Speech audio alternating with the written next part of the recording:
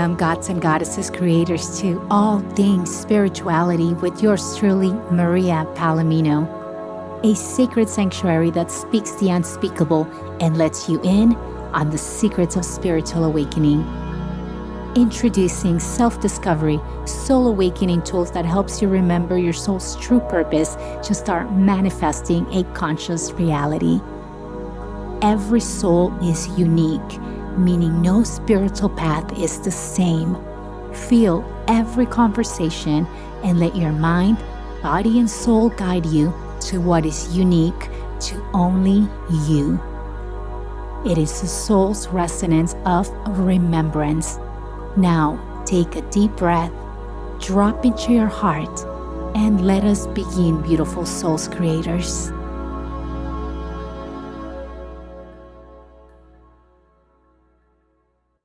Welcome, gods and goddesses, creators, to another episode of All Things Spirituality. Today, we have the pleasure of having Leo Cordero, who is a student of plant medicine and of the Taitas, the shaman, with the Inca tradition of Colombia.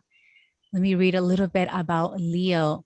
Leo has been a longtime student of over 15 years, working under Taita Juan Chindoy and Taita Luis Chindoy with the Inca tradition out of Colombia, learning about shamanism, the path towards spirituality, learning about plant medicine and all the different herbs. And he has also created a self-journey healing path method to help people through the integration pre and post going through your self-healing journey.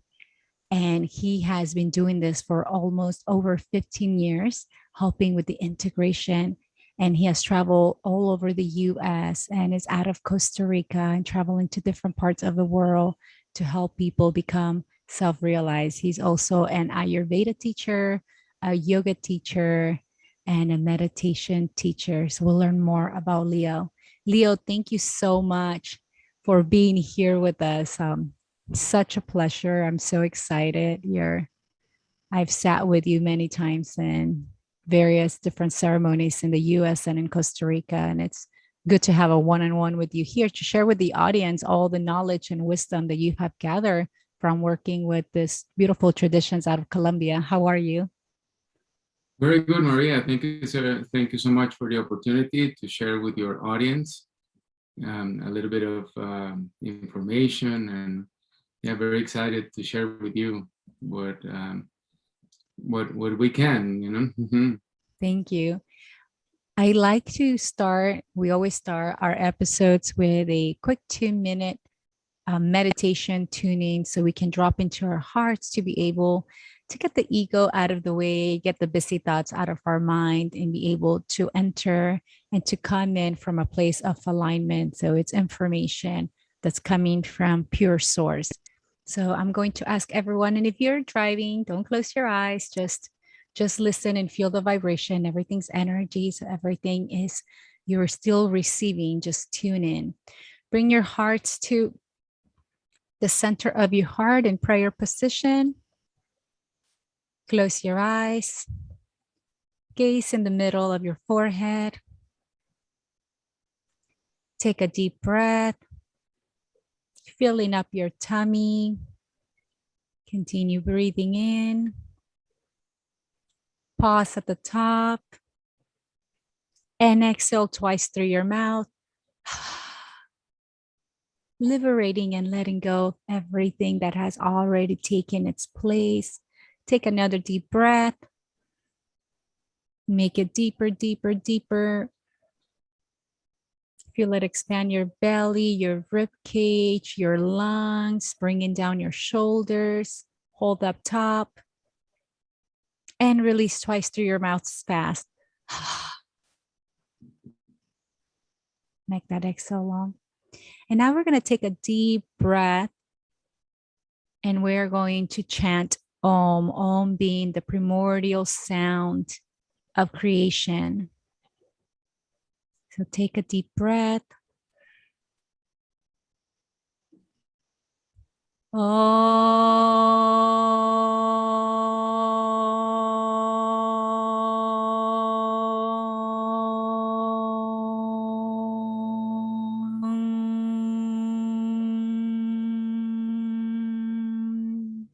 Shanti, Shanti,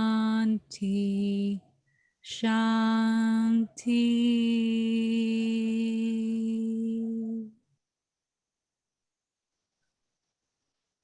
And just stay here in this beautiful, peaceful bliss that we've created in just a quick 2 minutes by allowing yourself and giving permission to just be. And remembering you can always come back to this place of peace, of bliss, of love, of light, of all that you are, where all the answers lie. Namaste. You can open your eyes now, and we'll start with Leo. Gracias, Leo. Thank you. Leo, I love, what I love about you is how humble you are and your dedication and the discipline. And I've seen you in action in so many ceremonies and the knowledge and the wisdom that you carry. So why don't we start, were you making an introduction, especially for the people that are curious and haven't had the interaction and the experience with plant medicine yet, with ayahuasca, and tell us a little bit about the history of ayahuasca and its composition, and then we'll go from there. Okay. The medicine is just a particle of God. Is considered in the traditions as the main pillar for the traditions, where they come to revise and to connect with nature. It's ancient, you know. This is a gift from God for us humans. It's two plants. You know, I follow the tradition from Colombia, so and they call it Ayahuasca in the tradition of the Incas, and in mostly all Colombia they call it yahe. So medicine is a combination of two plants, the vine of yahe and the leaf of chagropanga or chacruna. And what changes, you know, between the different lineages is the combination and the prayer. But it's as ancient as it can be because it comes from nature. It is said that it was, again, a gift from divine spirit to humans. And we have to go there, you know, to the essence, to the beginning of the origin. The medicine takes us there, you know. That's the idea, to connect with nature and to bring us back to our natural being, you know, to who we really are, to have the natural thought, to have the natural action, you know, the correct one.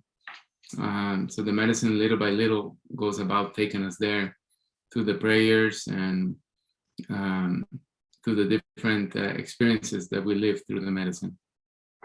Beautiful, beautiful. And tell us a little bit about plant medicine and the essence of how is it that the people that come to the ceremonies that are sitting, how is it more of a calling for them, or how are they finding the medicine, and what are some of the effects that they're having? Well, the medicine is more famous now. It's coming out. You know, before it was, if we go back 50 years ago, it was more complicated to access it. Now it's coming out, and the grandfathers kept the medicine, kept the prayer, kept the traditions and the prayers, the chants over there for people to have it now. So of course, one of the ways in which is becoming more popular is through the media, and there's more scientific studies now that that people have access to. You know, there's like the media is stronger about it. So that's the reason why people are trying to access it. They're reading, the different benefits that the medicine could bring to them. And in this way, more and more people are approaching the medicine. Mm-hmm. Before, were the shamans, the Taitas, allowed to go out of their villages to keeping the plants sacred? And did something change energetically from the message of the plants that said now you can go out and go to different countries? Because I've heard about it from different seers that practice different types of healings, where everything had to be kept more of a secret for a while, and then as things changed, they were able to come out. Did the Titans also receive that message? Like now it's okay to go out? How did that happen? From my experience, what I'm understanding is that it's a time in which some Taitas are deciding to like step out and to go out, while many are still staying in the jungle, maintaining the sacredness of the medicine and holding the space there. It's kind of like a time, in which it's the prophecy of the condor and the eagle, in which also of the people of the rainbow, where all the traditions are going to become available for all humans, and that includes also plant medicine. I love it.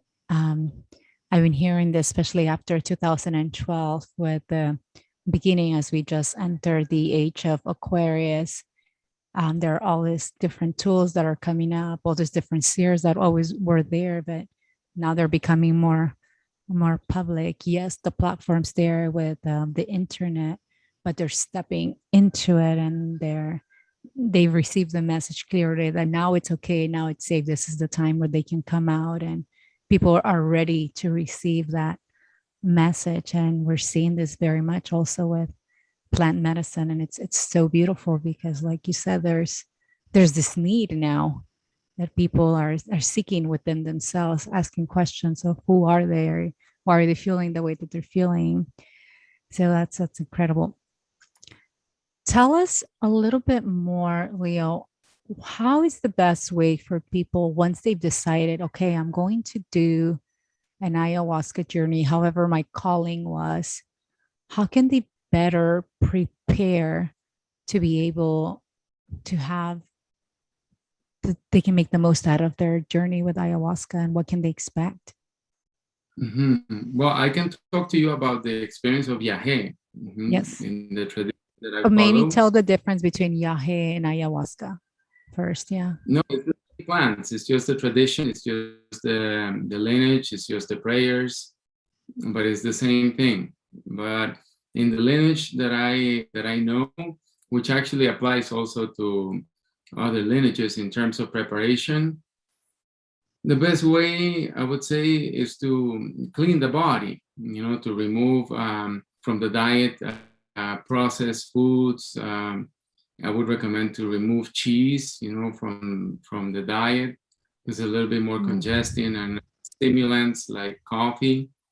Okay. And then medications, of course, there's some contraindications with the medicine that needs to be taken under consideration. The ideal is that the person comes as clean as possible, ideally not taking medications of any sort, only the ones that are like necessary.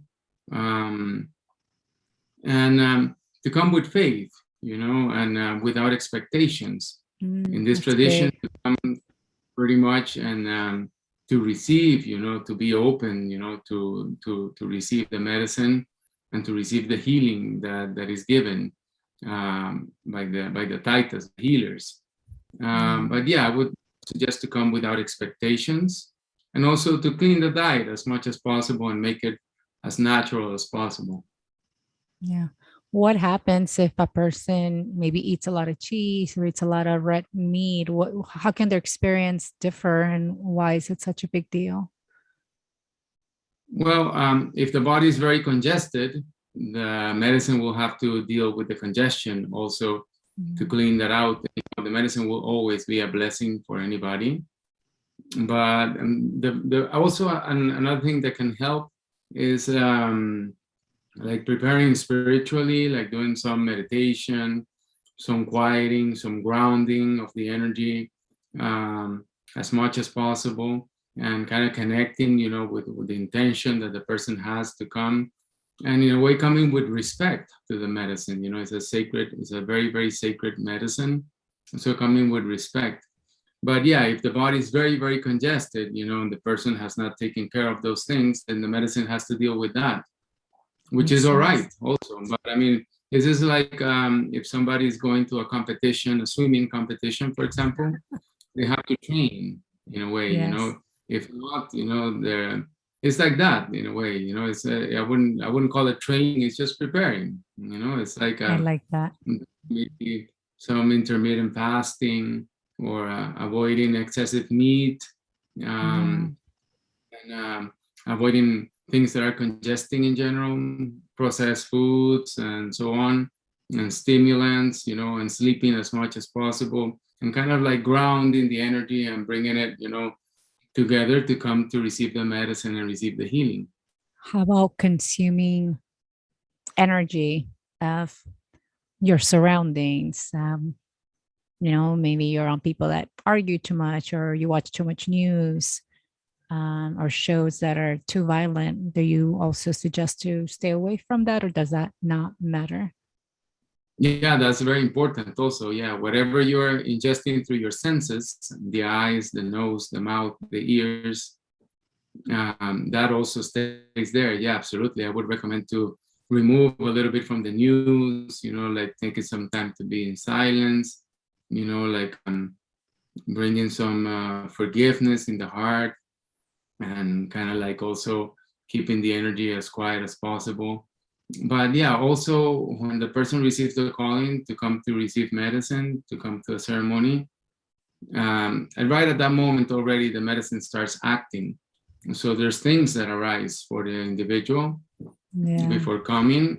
And so, um, yeah, they have to just stay centered as much as possible, but it's all good. I think it's not that strict.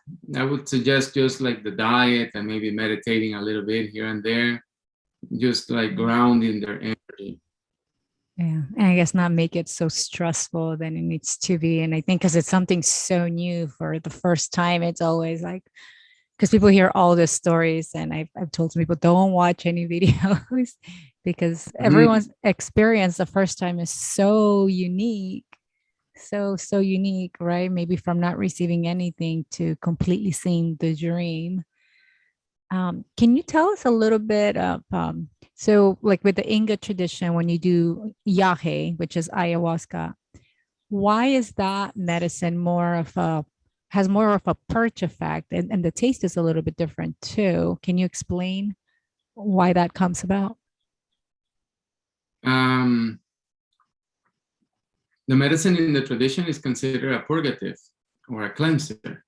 So it cleanses the physical body, it goes up also, and it cleanses the emotion, it cleanses the mind. So that is important, is because in this cleansing, what the medicine is doing is going to the root of the cause, down to the beginning of where the situations are arising. So taking them out, then it's creating a foundation, a nice foundation where where the experience can unfold from. Um, yeah, and the taste, it varies. It depends on how it was cooked. Yeah, true. It depends on the vine. Yeah, it depends on many things. The taste changes. Like I have tried some that are very, very sweet. Others are more bitter or so. But that's Yeah. the batch of the medicine and the cooking process. It changes. It's Mm. we're dealing with plants. With medicine plants, and it depends where it was growing, how it was harvested, and those things.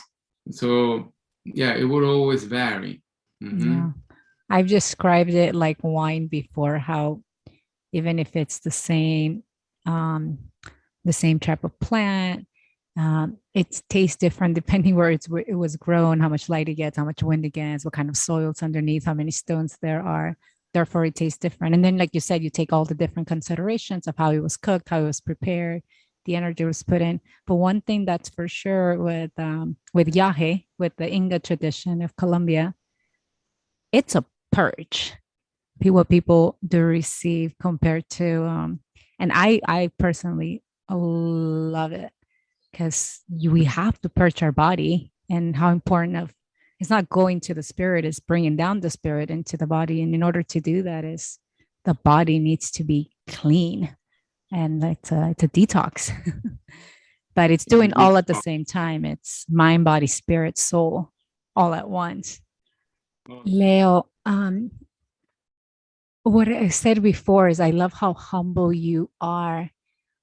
You've been with the medicine and being in many circles, and when I first met you, you were the person that led the ceremony, and you don't consider yourself a shaman. And to my eyes, and I feel like to many eyes of other people, I know hundreds of people that look at you as a shaman. So tell us why is it that you don't consider yourself a shaman and call yourself a student of the medicine? Can you tell us a little bit more about that? I love that humbleness in you. Mm.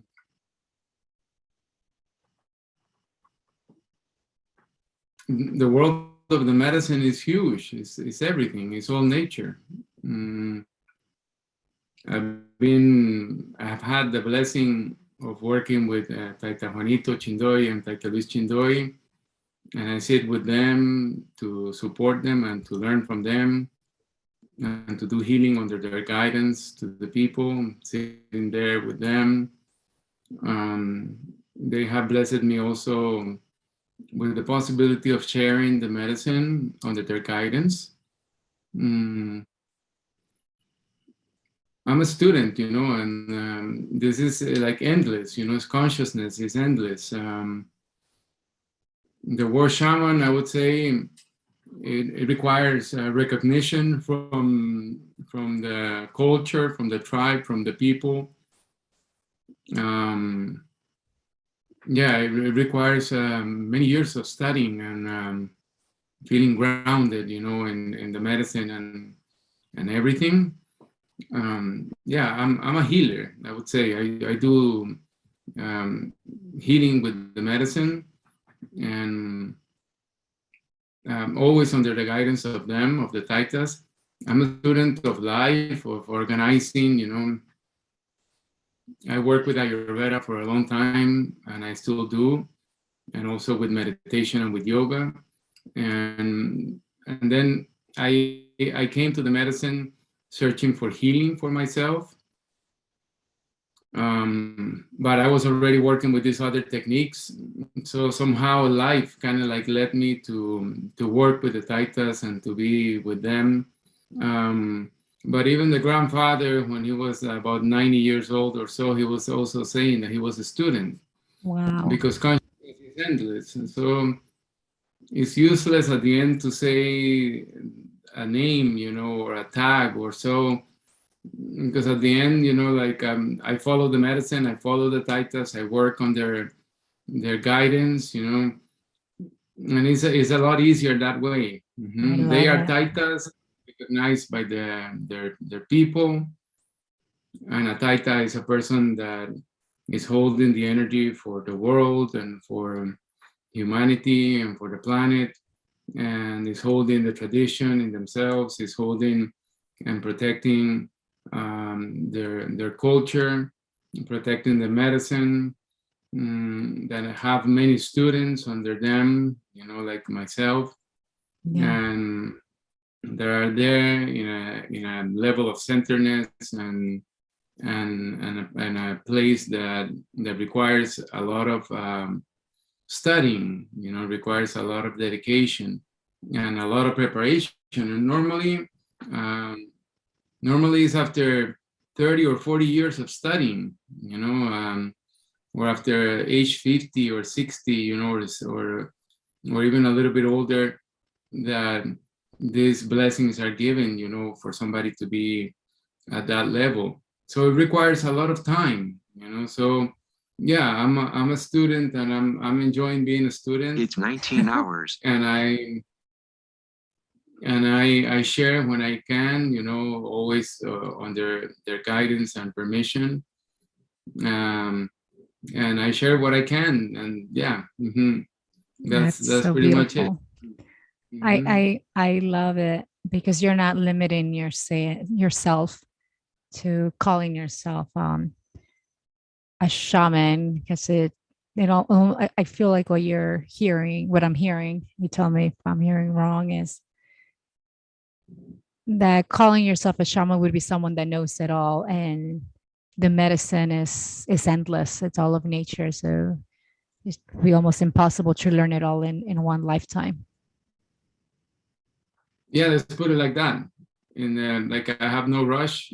I'm continuing in service to the taitas, to the medicine, and to Yeah. divine spirit, and to the people. In whatever ways I can help, and whatever ways spirit indicates, and I just follow that. Yeah. And there's no need for anything else. I love it. It comes back to the I am that I am. That's like the most powerful thing you can say. I am that I am. I am that I am. Not putting a title behind it, because just goes back to identifying the fact that you're source. You are that God goddess. You are that creator. Um, and when we put titles, shaman, oracle, wizard, psychic, whatever it is, sometimes we don't realize that we're limiting ourselves as well, and we're here to explore and to experience, and the options are limitless. It's whatever we want to make out of it. And that's why I love you, because you're so aware, and you have this. That's wisdom. That definitely is wisdom that's coming through you. Where there are many people that will serve ceremony, and they have the title. Maybe they feel like it helps them to bring in people, and you just have this confidence that you're always going to be a student. That is so beautiful, Leo. Thank you for having that humility, and Mhm. being a teacher who embodies that humility, and lives it, and walks it. Tell us a little bit about ayahuasca now. Like we said before, it's become more popular, it's become more accessible. What is your opinion? Sorry, what is your opinion with people microdosing nowadays, or doing ceremony on their own? What are some precautions that they can take? What's the best way to do it? Um, what do the Titans think about this, or what recommendations do they have? Well, microdosing, if it's a good blend, for example, in the tradition, we do have a blend that is prepared by Taita Juanito, and is recommended to people for microdosing. Yeah. And microdosing is just a few drops, before you go to sleep, in which you review your day, and then you see what intentions you want to put to the medicine, and what things you want to like move in your life. And then you take a few drops, 5 drops, maybe 10 drops of the medicine. And Yeah. then you go to sleep, and you put that prayer or that intention in the medicine. And it helps in 2 ways. First, it keeps you grounded in your intention, and also in seeing, how you're configuring and weaving your life. And second, it keeps the presence of the medicine, in very, very small doses. That it just keeps strengthening the person and bringing that intention, So it puts the persons, in the right path. So microdosing, with the correct blend, yeah, it's very good. Love it. Okay. So I think that's the most important thing, making sure that how is it prepared, who prepares it, and because with the microdosing from Taita Juanito, it doesn't does it have chacruna in it? You don't get that more type of effect where you go to those alternate realms, correct? Yeah, no, it doesn't create that. It's just to keep the presence, of the medicine, and to organize the energy, with intention. It brings direction. The intention is the good thing. It's all about the intention. That's what creates the portal. That's what opens everything up. That's Exactly. unbelievable. Good. Okay. How about, I feel like now that I mean, I found out that you can even order now ayahuasca online or plant medicine, and people are opening and creating their own ceremonies. What recommendation do you have with someone who's not sitting with a shaman, a taita, or someone like yourself who has vast experience? What can they do? What recommendations you can give them to make sure they have a safe journey Mm-hmm. or not do it? I don't know. In the tradition, it's very delicate to know where the medicine is coming from. In fact, it applies to all of the different plants, all of them. Where it's coming from, what is the intention that is put in the medicine when it's cooked, when it's prepared, how it is stored, all the sacredness of the medicine. We have to differentiate here in between having an experience, with the medicine. For example, just trying to, like, for example, people that use other medicines, for example, mushrooms, say. Yes. We cannot relate the medicine to that. I will always recommend to people, always, to come and like sit with the appropriate people and use it correctly and learn what it is from experience with the proper people. We don't know where the medicine is coming from, the one that they are ordering online, and actually it's kind of like surprising for me that's even available, to purchase. It's incredible, because there's a sacredness to it. Every medicine has its chants. Every medicine has its prayers. Mm-hmm. And, those are the ones that activate the medicine, see? Wow. And those are the ones that guide the healing, see? So this would be the way I would recommend. Now, if somebody has some, just use it maybe a little bit, but really I would prefer, if I would advise something, that people go to proper people, to proper lineages, and receive healing and receive guidance, proper understanding. Even in this tradition, for somebody to drink alone, they require a little bit of time, sitting with the taitas before the taitas would authorize it. So it's not something that just is there, like maybe, due to the markets and those things. But it's not advisable. It's better if people do it correctly with the people that know, the proper teachers and guidance. Because the chakundra, it's the chemical that has the DMT. So, and then that gets activated. So tell me, because it opens portals. And that's why when you're in ceremonies, sacred ceremonies, the ones that you lead with the taitas, it's very obvious that you guys are protecting the space as well. You're holding that sacred space. All right. So when we go to a ceremony that is guided by a taita, for example, we drink the medicine, and the medicine, what it does is it travels first through the body, and then it starts gathering the energy that we have, that we are, and then it goes up to the pineal gland, and then it releases memories from there, things that we could carry in the memories. It is said that the medicine goes to the beginning of the origin of what we are, to the very beginning, to the most elemental part of us. And from there it cleanses. And in the cleansing, things come out. And in this tradition, the aspect of healing, of being there for the people, supporting them with prayers is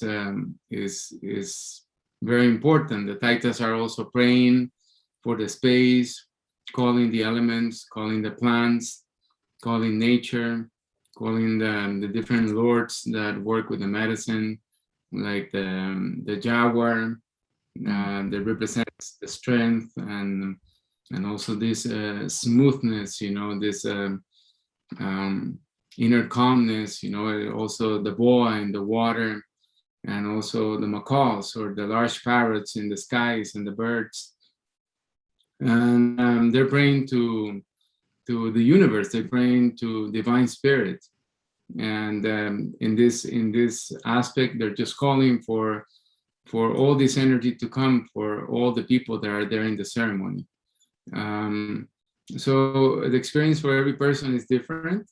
It changes from person to person, from constitution to constitution, and from also what each person is, in terms of experiences, mind, emotions, all that. But the medicine is always taking us back to the beginning of the origin. And that origin is always nature.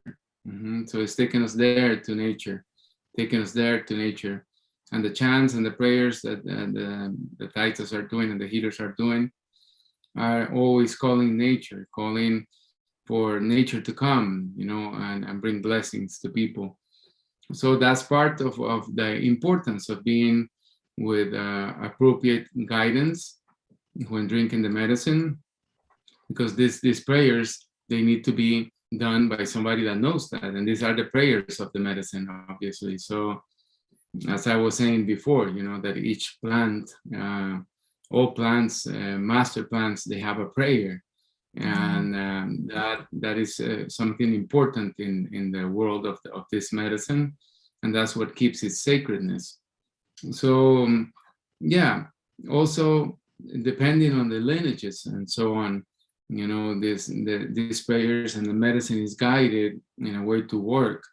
A person comes to ceremony, they bring an intention, and then this intention is observed, and then the medicine is guided in that way, to assist the person through the prayers of the Taitas. Yeah, that's so beautiful. You're calling in all the different directions represented by the different animals and what they mean to us, and always going back to nature. How about going into other realms and dimensions, and obviously everything's connected, but going out to other planets and seeing the dream, have what's that connection like? Do a lot of people go to that space, or is it most of the elemental realm within nature? The different experiences that people can have in the medicine are could be divided in four. One of them is a physical experience in which the body's being cleansed of the stress in the nervous system. So it could be a physical experience mostly. There could be also advice, there could be understanding, insights, understanding of who one is, and also guidance, like we could receive insights. There could be another possibility of visions, with the eyes closed or the eyes open. But in this tradition, that is not the main thing. The main thing is to connect with the medicine and with the vibration of the medicine in what is called a drunkenness, which is the vibration of nature, so we drink the medicine to cleanse until that drunkenness arises. And then from there we can pray, from there we can connect, with ourselves. And there's another experience in which the person might just maybe purge or maybe go to the bathroom and not feel anything. And that's also good, because that one, it is said that the medicine is cleansing in other times, things that are required to process over there. In reference to to dimensions and realms and things like that, I would keep it more grounded. I would keep it more grounded in terms of connecting with the medicine, drinking the medicine with respect, being there, open to the experience, and allowing the healing to happen, both through the medicine and also through the healing that the person receives through the taitas and the healers. It's good to be grounded. It's good to be here, and this medicine grounds a lot. It brings in the true nature of us. Like it connects us with nature, and then little by little, our essence, who we are and what we are, comes out gradually. Yeah. What you said just hit the nail, because I did ayahuasca after a long time, and I've been working a lot and just going after higher realms just through pure meditation. So when I did the medicine again, I grabbed my higher self, I grabbed my inner child, and I want to go back to go up to the astral planes. And my little girl wasn't ready to go, and it brought me down, and I needed some grounding, and it showed me some work that I had to do here from this life, as opposed to going there. So what you said just hits the head and nail, where we need to ground first. We can't go up really high unless we have our foot planted on earth. That's the most important thing before doing anything. Yeah. What would you say? I had one teacher in particular, I've had various teachers, and she would claim, and she would tell her students that plant medicine, especially ayahuasca, was a drug. Like it wasn't great, like it completely destroyed your aura and your energetic field for a few months. And it would be hard for her to give people initiations or activation when someone's gone through the medicine. And because she can sense and she can feel them, and she's very gifted. What would you say to someone like that? All right, first off, I wouldn't have found her class if it wasn't through my experiences I've had through ayahuasca. So it was interesting that she was saying that clearly she's never tried it. So what's your recommendation when people hear this, or for someone that's saying this? Again, it comes down to doing it with proper people. Again, it comes down to the prayers, to the chants, to the correctness of working with the medicine. The medicine is a master plant. It carries divine consciousness, and it does require appropriate people serving it. And in that way, everything is beautiful. It's a prayer for divine. We can say the medicine is a purgative. And if we see it that way, then all these other things that you mentioned are not there. This is like a purgative, it's a medicine that exists in all levels. Like somebody takes cáscara sagrada, for example, to help release the bowels, or a laxative, a natural laxative that is a combination of herbs. It's the same thing. It would cleanse the digestive system, or it would cleanse the large intestine. But then there's plants that have higher consciousness, that have higher strength. There are master plants, and those plants will cleanse, would help the person to cleanse and to remove. And in that cleansing also, the medicine is a book. It's a book of wisdom that carries all the energy of nature and the universe. But again, it does require proper guidance. And then with the proper guidance, then the medicine does exactly what it does. I love it. We keep going back to the same thing. People can say various different things, but it has to be done right so you can see its true power, and going back to divinity and source and have that connection. Leo, how did you find this path? And to the extent that you serve it now, and you're a student of life and spend so much time with the taitas, what brought you to it? Some people go through existential crisis before they go to. What's your story behind this beautiful tradition that you're following with the Ingas out of Colombia? No, I've been just in the path of self-healing. And the opportunities come, and I have taken them, and I have been just like following some sort of integrity and an inner call. But things come and they're put in front of me, and then I have always the choice to decide this way or the other way. And that's what happened. Things are put in front of me. But if we go back to when I started, or if we go back in my life, it's been like a calling to understand my truth and to really find out, who I am, and to organize life nicely, to be with an open heart and a clearer mind.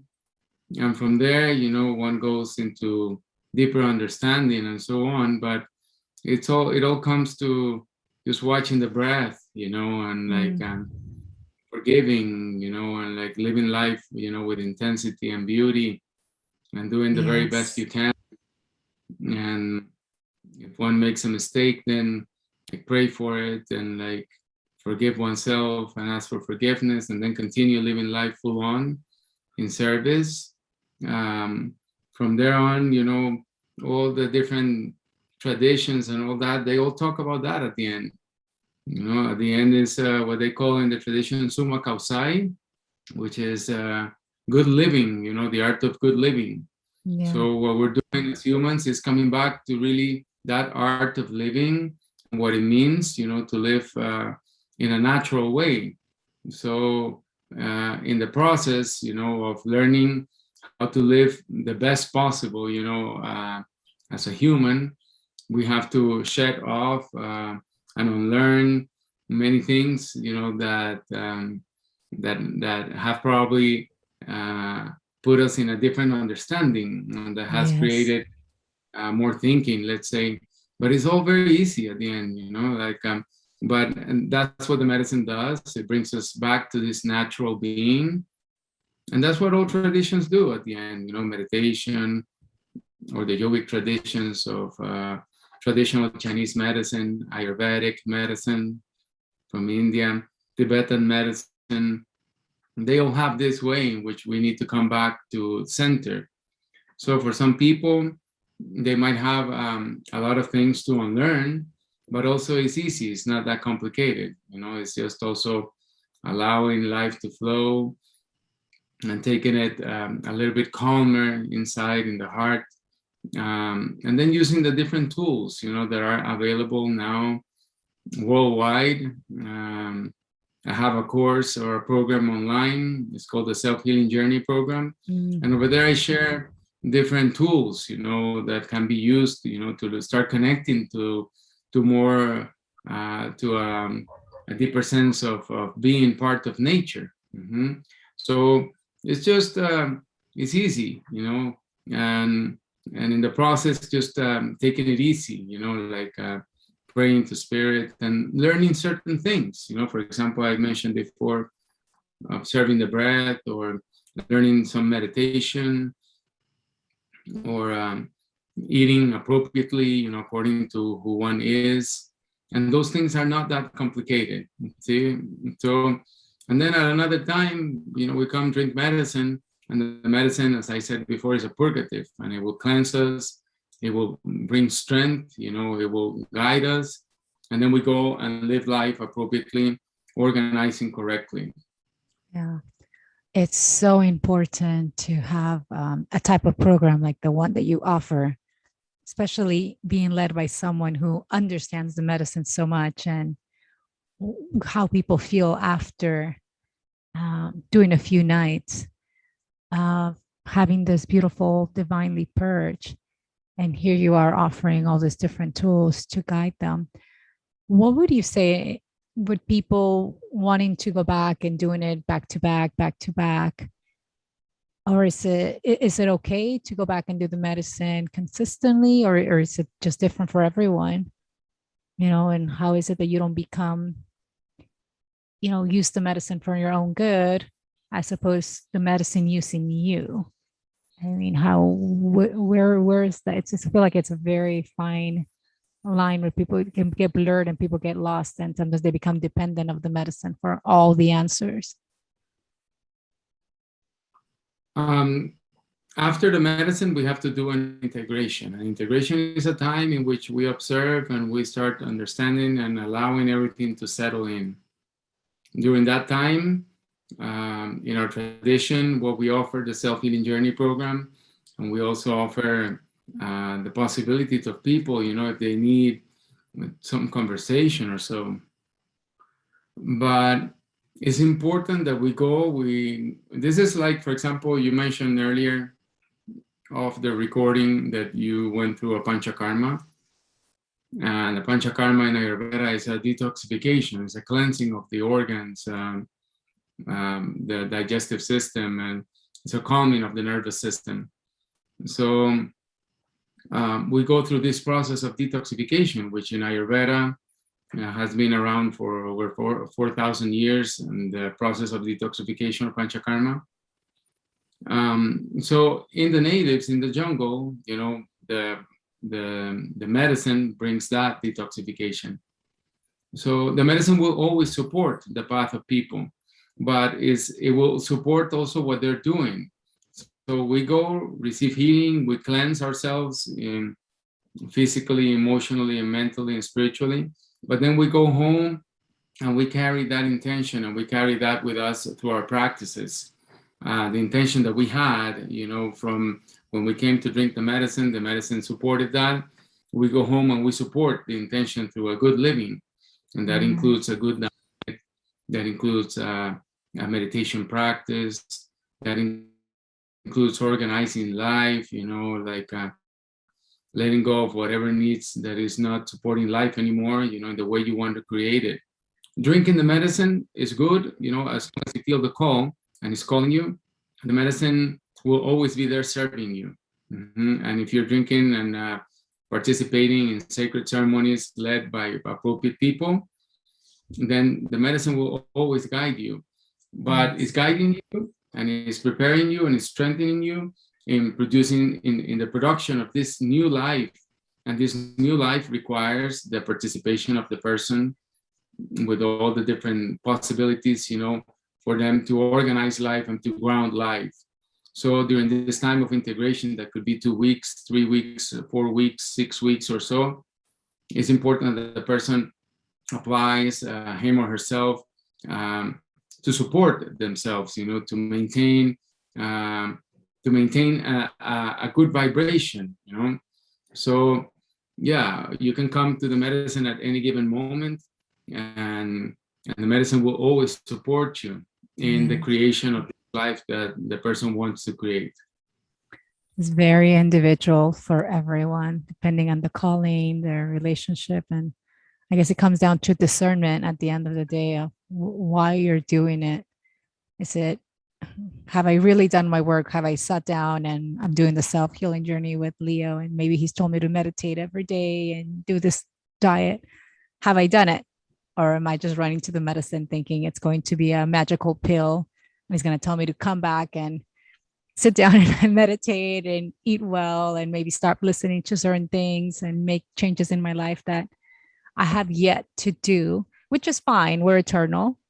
All right. But that's really what it is. And it's just being in nature, spending time calming down life, gradually listening to the heart and listening to what's going on in life, and being more of the observer of life, and catching up, in creating life rather than living the effect of situations and thoughts and actions that were unconscious. So it's about catching up with life, and the medicine helps in doing that. But yeah, the person can come and drink medicine, as many times as it's called, as long as I said before, is led appropriately. And then when the person goes back home, they take time to integrate and to organize life and to see life. And then once again, they can come. The medicine will always strengthen the person. It will always strengthen what is happening for the person. I love it. Tell us a little bit about your self-healing journey program that you've created. How long is it? And you said that included a little bit of Ayurveda, breathwork, meditation, yoga. So how long is it? Is it online? It's at one-on-one. So you're doing energy healings. What are you offering so the audience can know about it? And we're gonna be putting down all your details down here so they can find you as well. Thank you so much. Well, the program is based on Ayurveda and on yoga, but not deep yoga, but just the understanding, and in meditation, breath work.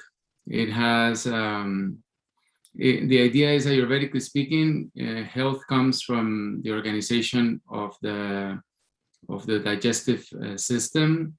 So it brings a lot of information about diet and how to organize that nicely. It teaches easy breath work that can be easily applied. And it comes alongside with a meditation and prayer course that is used throughout the course. The course is 8 weeks long, but the person has it all available at once. And I will offer to your audience, a discount. I will give you the coupon Perfect. later. I love it. Yes. People can access the discount also. Thank you so much. But the idea is that people will learn gradually what the differences are in the body types, because Ayurveda does teach differences in the body types. And it teaches very simple tools to gain back the strength and the health in the physical body, and to align with the more natural, for example, synchronizing with the energy of the sun. And it explains why. It brings information on nutrition, on certain Ayurvedic practices that will strengthen the body and bring more health and calmness. It will also, it teaches a little bit of philosophy, so people can learn why is it these things exist, and making it easy, like, for example, we have a physical body. What do we do with it? How do we maintain it? How do we bring more health to us? We have an emotional, mental body. How do we deal with it? With prayer, with meditation, or with breath work, with intention. It also has in it some easy techniques, yogic techniques, of flushing the digestive system and cleansing, in order to be able to use certain herbs in a better way, or in order to absorb the nutrients better. And it teaches, the yogic Ayurvedic way of detoxifying oneself. But first of all, it does a preparation. It guides the person, in strengthening the digestive system, and in calming the mind, and in connecting, with themselves, in learning, that not everybody's the same person. Not everybody can use the same things. What they say, that food for some persons could be poison for another.